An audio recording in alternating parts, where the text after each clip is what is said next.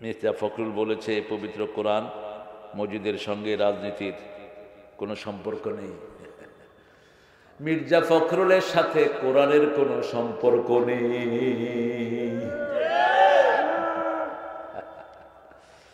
ফখরুল সাহেব, আপনি একটু পড়েন, সূরা ফাতিহা পড়েন অর্থসহ। কি করলা সারা জীবন? সব তো পাকায় ফেললা, একটু পড়ো কোরআন। এর আগে বলেছ আমরা শরিয়া টরিয়া মানি না। শরিয়া না মানলে তো তুমি মুসলমান থাকতে পারবা না। কথাবার্তা বুঝবুঝ করে বলবো। কোরআনের সাথে রাজনৈতিক সম্পর্ক নাই তো রাসূল সাল্লাল্লাহু আলাইহি ওয়াসাল্লাম মদিনার প্রেসিডেন্ট হলেন কেমনে? কেমনে হলো? মূর্খের মতো কথা বলো কেন? ঐক্য বজায় রাখবা, উল্টাপাল্টা কথা বলবা না। তোমার মতো লোককে বিএনপি থেকে বের করে দেওয়ার লোক বিএনপিতে আছে। উল্টাপাল্টা কথা বলবা না। তারেক ওখান থেকে মগজ ঠিক মতো ধোলাই করছে, প্রতি জুমায় মসজিদে গিয়ে বসে থাকে। আল্লাহ এই দলটাকে ইসলামের জন্য কবুল করেন। দলটার কপাল খারাপ আসলে। এর আগে মান্নান ভুঁইয়া একটা ছিল, 1 নম্বর আওয়ামী লীগের দালাল ছিল। আল্লাহ একে বুঝ দেন। কোরআনে নাই এমন কোন বিষয় নাই। সব নবী রাজনীতি করেছেন। রাজনীতি করা নবীদের সার, মূর্খদের সার না। রাজনীতি মানে কার নীতি? রাজার নীতি। কার নীতি? রাজাকে। রাজাকে তোরা কোত্থেকে আসলি? তাবারাকাল্লাযী বিয়াদিহিল ওয়া হুয়া আলা কুল্লি শাইইন। সর্বময় ক্ষমতার মালিক কে? সব বিষয়ে ক্ষমতা রাখেন কে? পৃথিবীর সবচেয়ে গুরুত্বপূর্ণ বিষয় হলো রাজনীতি। ঠিক না ঠিক? দেশ কন্ট্রোল করে কে? রাজনীতি কন্ট্রোল করে। কি কন্ট্রোল করে? আগে করতো আওয়ামী লীগ, এখন কন্ট্রোল করছে কারা? গত পরশুদিন বিএনপি আওয়ামী লীগ কারে অতিথি দিবে, কিশোরগঞ্জে আমার এক মাহফিল, একটার সময় বন্ধ। আগের দিন রাতে হলো, পরের দিন বন্ধ।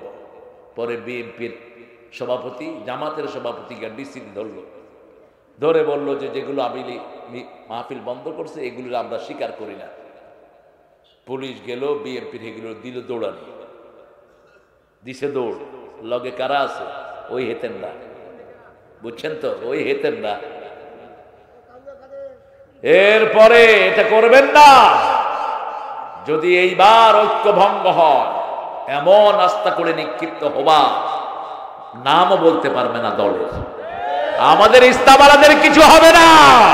আমাদের শক্তি আরো বাড়বে। লিখিত রাখো, আমাদেরকে যত মারবা আমরা তত বাড়বো। এই লক্ষ্মীপুরে এখন জামাত ইসলামী একটা ফ্যাক্টর। ঠিক না ঠিক? শিবির সারা দেশে ফ্যাক্টর।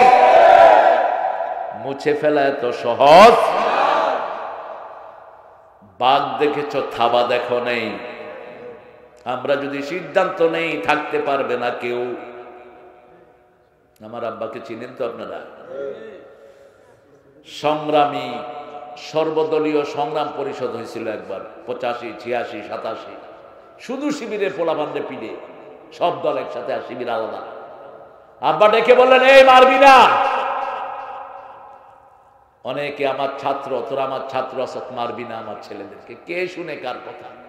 শিবিরের কর্মী সম্মেলন, মাগরিবের নামাজ হচ্ছে, পোলাপানের নামাজের ভিতরে পিড়ানো শুরু। এইবার আব্বা বললেন যে নামো, বদরের রাজাকাররা নাম। 700 পিড়েছে, 700। বাড়িতে গিয়ে গিয়ে ধৈরাই না পিড়েছে। আমরা আইন হাতে তুলে নিতে চাই না, কিন্তু আমরা তো মরার জন্য দৌড়াই, তোমরা বাঁচার জন্য দৌড়াও। আমরা দৌড়াই শহীদ হওয়ার জন্য। ঠিক কিনা? মিস্টার ফখরুল, এই জাতীয় দায়িত্বে থেকে এরকম দায়িত্বহীন কথা বলবেন না। কার ইঙ্গিতে বলেন এগুলো? কে বলতে বলেছে আপনাকে এগুলো? আল্লাহ আমাদেরকে সবাইকে কোরআনের উপর থাকার তৌফিক দান করেন। মির্জা ফখরুলকে আল্লাহ কোরআনের জন্য কবুল করেন। বিএনপির সব ভাই বোনদেরকে কোরআনের জন্য কবুল করেন। বিগত 17 বছরে তাদেরও কোরবানি আছে না নাই? তারাও কোরবানি করেছে, জুলুমের শিকার হয়েছে। আল্লাহ যেন তাদেরকে ইসলামের জন্য কবুল করেন।